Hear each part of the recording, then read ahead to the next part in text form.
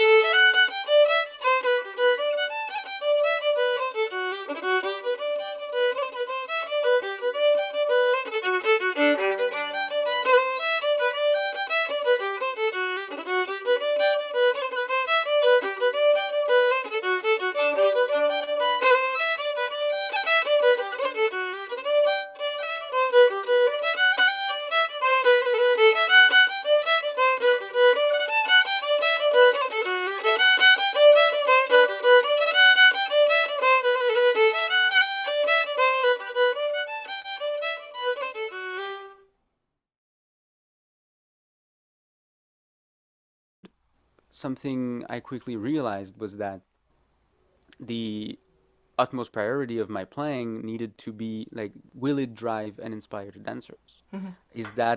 Are they going to have fun?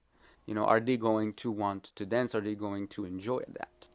And without even going into the technical necessities um, of that goal, you get a pretty strong and immediate feeling of whether you're doing good or not. You Hmm. know, and then especially contrasting that with a more academic learning experience in classical music, it's a very, very interesting and to my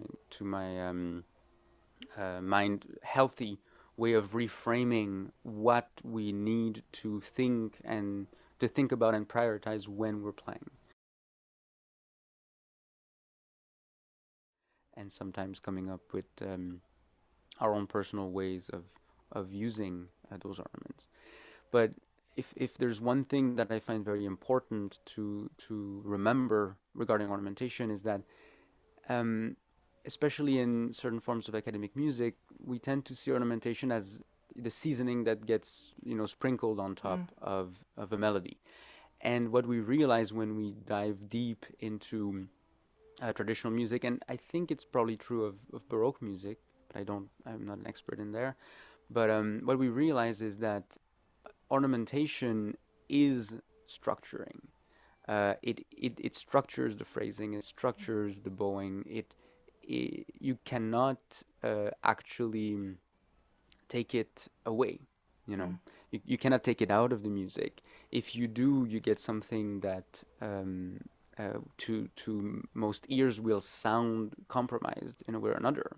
But what's interesting is that you need ornamentation, but you don't need any specific ornamentation.